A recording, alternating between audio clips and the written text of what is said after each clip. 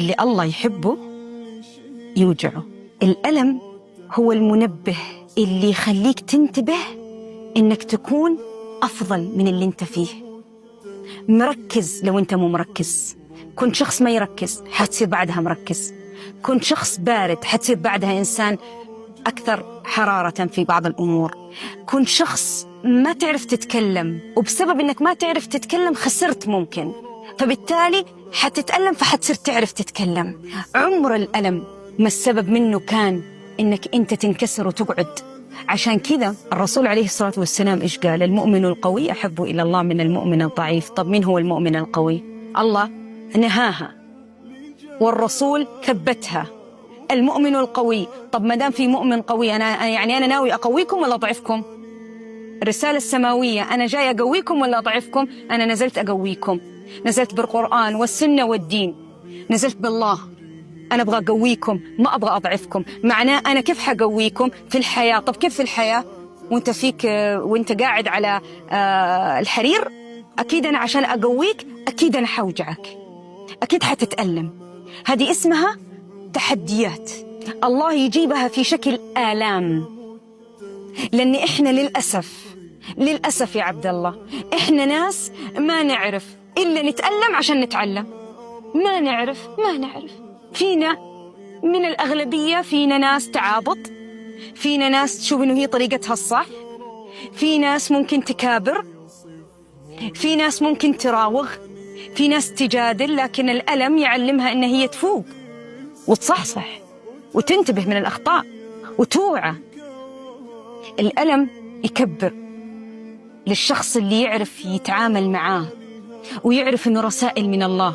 والله العظيم شوف، والله أنا حلفت والله اثنين إني أشكر كل لحظة ألمتني في حياتي، لأنها كانت سبب بعد الله بإني أكون أفضل صورة من نفسي. وأهم حاجة الدعاء هذا يساوي المعجزات. بديت أنا بحاجة، لو لاحظت النية. برافو عليك، لما قلت لك على نياتكم ترزقون، وقفلتها بإيه؟ بالدعاء. ربنا هو الدائرة في الأخير، الله هو الدائرة، النية الصادقة والدعاء مع الأخذ بالأسباب. فأنا حطيت لك النية ومحلها القلب، لأن الله يعطي على النية اللي أنت تنويها. ناوي إيه فعلا؟ إيش نيتك؟ ربنا يعطيك على نيتك بأكثر إن شاء الله. بعدين حطيت لك الأسباب، اعمل وقفلتها لك بالدعاء، لأنه الدعاء هو اللي قادر على صنع المعجزات. فالإنسان يدعي الله عز وجل باللي هو محتاج يدعيه، إن كان شاعر بأي شعور يدعي. كل ما كان قلة في خبرة الإنسان وقلة في الوازع الديني بمعنى الإيمان وليس الصلاة والصيام وقراءة القرآن. فرق لي مع الدين المصطلح. أنا لا أتكلم في الدين. شوف، الدين هذه حاجة عميقة، في حاجة عميقة كده مع الله، في حاجة اسمها السلوكيات، الصلاة، الصيام، تطوع إلى آخره. هذه سلوكيات. في حاجة هنا، في حاجة اسمها العقيدة، الإيمان، اليقين بالله. يقينك كيف بالله؟ ثقتك مع الله كيف؟ شفت اللي سأل الألم الكبير هذا كيف أطلع؟ حسألك سؤال مرادف. حسن ظنك بالله. برافو عليك. أنت نسبة حسن ظنك بالله كم؟ ثقتك بالله قد إيه؟ إذا أنت تعتقد إن الله مو أرحم بيك من نفسك فهذه مصيبة.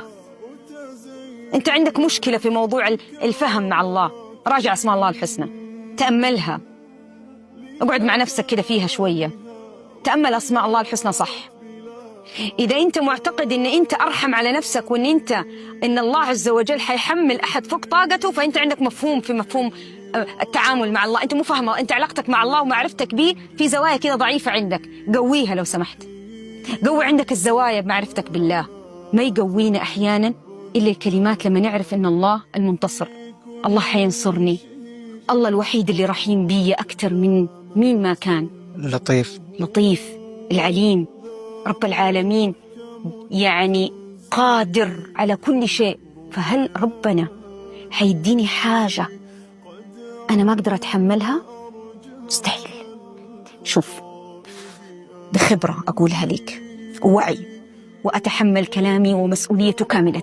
رب العالمين ما يعطيك حاجة ما تقدر تتحملها، بس المشكلة تكون لسه ما عرفت كيف تتعامل معها. انسى، تجيبني يمين تجيبني يسار، مش حتلاقي، ما حتلاقي غير هذه الجملة: أنا عندي يقين قوي جدا ربنا ما يعطي كل إنسان إلا اللي قادر يتحمله، بس الموضوع كيف تعاملت أنت كإنسان معه، كيف تعاملت أنت مع هذا القدر أو هذه المشكلة أو هذا النقص أو هذا التحدي. أنت كيف تعاملت، هذا موضوع تاني. ما أتحمل، أنا ما قدرت أتحمل كلام من الشيطان وليس من الله. يعني الشيطان له دخل في جدا النسيان جدا. الشيطان له دخل بأنه يعزز كل مواطن الوجع والألم والضعف فيك. الشيطان شاطر في ده، الشيطان شاطر بأنه يوسوس لك، وهو اسمه الوسواس الخناس. شاطر جدا بأنه يلمس على ضعفك وفشلك وخطأك وزلتك وذنبك، ويحسسك إنك أنت في وضع كبير، ويزيده لما تفتح له باب يزيد في الزيطة هذه، ينبسط. ليه؟ لأنه يبغاك ضعيف، يبغى المؤمن الضعيف، هو يبغاك توصل للضعف عشان لما تضعف تنهزم، ولما تنهزم تفشل. صح، لا تنجح في وظيفة، ولا تنجح في علاقات، ولا تنجح في حياة، ولا تكون أسرة، ولا تصير واثق من نفسك، ولا تصير إنسان مرغوب. يبغى يخسرك أكثر، يمكن توصل لإنك تشرب، ولا توصل إنك تدخل في حالة نفسية تصير مدمن، ولا يلا زيد. أنا إيش أبغى فيك تكون قوي وسليم ومرتاح ومستقر، إيش أبغى فيك كده؟ أنت ما تلزمني، أنت كده عدوي. لا، أنا حسسك إنك مسكين، وإنك متألم وحزين، وإن أنت في هذا أكبر من قدرتك وأكبر من تحملك كإنسان، وإنه يا عيني عليك أنت كيف غيرك، أنت صابر كيف، فانهزمت، فأنا أبغى أهزمك، هيحاربك. ذكرت آية: الشيطان يعدكم الفقر. برافو عليك. وبرضو أنه حريص على الحزن، جدا حريص، لأنه إذا حزن قلبك قل عطاءك وقلت همتك، فصرت شخص صعب إنك تقوم، بيثقل عليك. مو هذا إذا ثقل من جوا ثقل الإنسان من برا. كل ما صفيت اللي جوا كل ما كنت خفيف، كل ما كنت تشوف صح، شالت الغشاوة من عيونك، كل ما عقلك صار أنظف، كل ما فكرك صار أفضل. هي يقين. شوف في نقطة يعني ما يتلعب فيها. ليه؟ أنت كيف شايف ربنا؟ والله أنت شايف ربنا كيف؟ أنت كيف شايفه؟ أنا عند حسن ظن عبدي بي. أنت شايفه كيف؟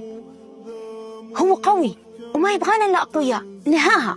معنى ربنا ما يبغاني ضعيف، لا تقعد تعيش دور العبيد. ربنا كريم وما يبغاني إلا أكون كريم في نفسي وفي طبعي في كل شيء. فربي ما يبغاني أجمع دفاتر وكالندرات أجمعها للناس، وربنا يبغانا صافي بس يبغاني ذكي. ربنا يبغانا أقوياء أذكياء ناجحين إيجابيين. ربنا يبغانا ندعيه، ربنا يبغانا نعرف الهدف من هذه الحياة، الرسائل اللي تجينا. ربنا يبغانا أفضل. أنت شايف ربنا إيش يبغى منك؟ اسأل كده نفسك، أنا ربنا ليش يبغى مني؟ جابني يعذبني؟ أنت بتعيش في ده الدور، الله يقويك. ولا شافني علشان يخليني إنسان في الأخير راضي وسعيد؟ من الرضا ما تجي بسهولة. شوف، الرضا، قناعة، الثقة، القوة ما تجي كده، ما تدخل من الباب تلاقيها معاك. تحديات، اختبارات، جدا اختبارات، فتن، أمور تسير معاك، آلام، مواقف تبينك كيف انت عالجتها، كيف انت قاومتها، كيف تعاملت معاها. معرفتنا بالله قلت بس اللسان زادت. دي خطيرة. يعني سهل جدا نقول أنا مؤمن بالله ومؤمن بقضاء، وأنا سهل بينقال كثير، بس لما تيجي فعلا باليقين تلاقي لا. أقول لك بالعكس، لأنه اللي عنده حسن ظن في الله فعلا عنده حسن، وفاهم الموضوع ده كيف حسن ظن، وفاهم أسماء الله، فاهم إن الله ما راح يكسرني يظلمني أنا ما أهون على الله. أنا لازم أعرف هذا الشيء، لازم أعرف إن أنا ما أهون على الله، ما أهون، أنا ما أهون عند ربي وعلى ربي. رب العالمين معايا. رب العالمين قال اسعى وأنا أسعى معاك. اسعى يا عبدي وأنا أسعى. حطوها والعطف، عطفنا، حطنا معاه في نفس الطريق. مين عنده فعلا وعي كامل بإحساس قوي وعميق في اللي أنا قاعد أقوله ده؟ هذا كلام سهل ممكن ينقال، بس صعب جدا ينحس. يبغاله تأمل عالي، يبغاله وعي عالي، يبغاله صدق عالي، يبغاله مواقف تأكد لك مع نفسك إنك بالفعل كده. لأنه لو في حسن ظن ومعرفة بإنه من الله، كان الإنسان تعامل بإيجابية مع كل حاجة تصير معاه، كان ما تعامل بالمشكلة بأنها شيء سيء أو شيء مؤلم أو شيء قاسي، وإنه هو يعني أخذها بهذا المنوال وحاول يهرب منها أو ما يواجهها. الإنسان لو بس شاف الله فعلا صح قدامه، حيكون معنوياته مرتفعة حتى في وسط ألمه ووجعه. وكيف الإنسان يشوف الله؟ في ناس ما يبان عليهم يا عبد الله إنهم ملتزمين، بس عندهم علاقة سرية كذا مع الله تستغرب. وفي ناس تشوفهم ممكن ما شاء الله من العابدين، هيئتهم، سلوكياتهم في صلاتهم، بس ضعيفين من جوا في معرفتهم بالله فعلا. الإنسان كيف يكون مرة قوي وعلاقته بالله قوية أو يتفكر لازم كثير، يكون عميق. العمق عبد الله، العمق السطحي عمره ما يقدر يكون فاهم وواضح اللي بيعمله الله. ربنا معجزة، وجوده معجزة، والحياة كلها فيها إعجاز رهيب، وما يشوف الإعجاز واللي يكون عنده البصيرة هذه إلا الإنسان اللي مو عنده بصر، اللي عنده بصيرة. أغلب الناس بصر مو بصيرة. البصيرة هذه أولاً هي نعمة من الله، هبة. برافو عليك. 2 تيجي بالدعاء، والله. 3 بالتأمل في كل قدرات الله. أسألك بالله، كم إنسان يعرف يتأمل ويجلس مع نفسه أصلاً؟ كم إنسان يعرف يتفكر بعمق؟ كم إنسان يعرف يهدى وفعلاً يفكر بشكل إيجابي عشان يقدر يميز قدرة الله، فبالتالي يعرف الله، فبالتالي يثق فيه، فبالتالي يحسن الظن في نفسه وفي الحياة معاه؟ كم؟ الكلام سهل، بس الواقع يقول إنه أغلبنا سطحيين، عميقين بس في إنهم يقعدوا يشرحوا ألمهم، شاطرين جدا في ده.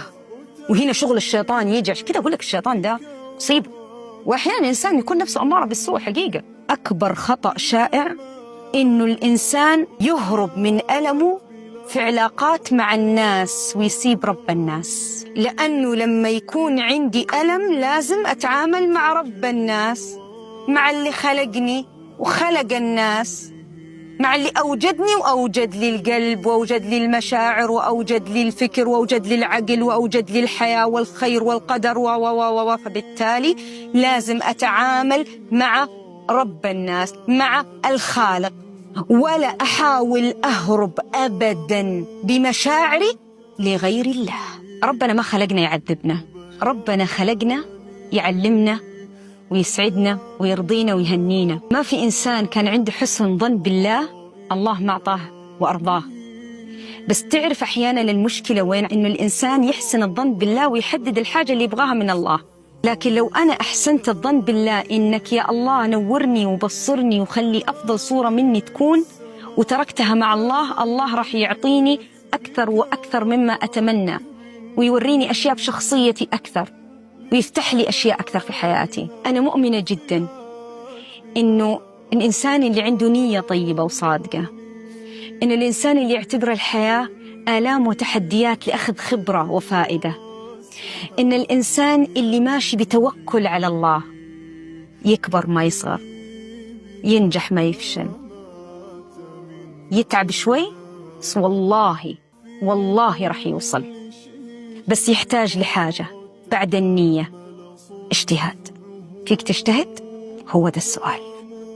لأن ما حتيجي على الطبطاب، ما حتيجي وانت نايم، ما حتيجي وانت ما تفكر، ما حتيجي وانت سطحي، ما حتيجي وانت مرتاح، لا، حتيجي بشدك همة. فهل انت مجتهد؟ حتنال. ولكل مجتهد نصيب. قاعد استريح، مكانك سر. أنا مؤمنة بده، واثقة جدا بأنه ربنا يعطيك أكثر مما تتوقع لما تكون معاه. أنا عندي ثقة عمياء، ولا حد حيناقشني فيها، ولا يقدر بني آدم يغيرها عندي. هو ده الله. كن مع الله يكن الله معك.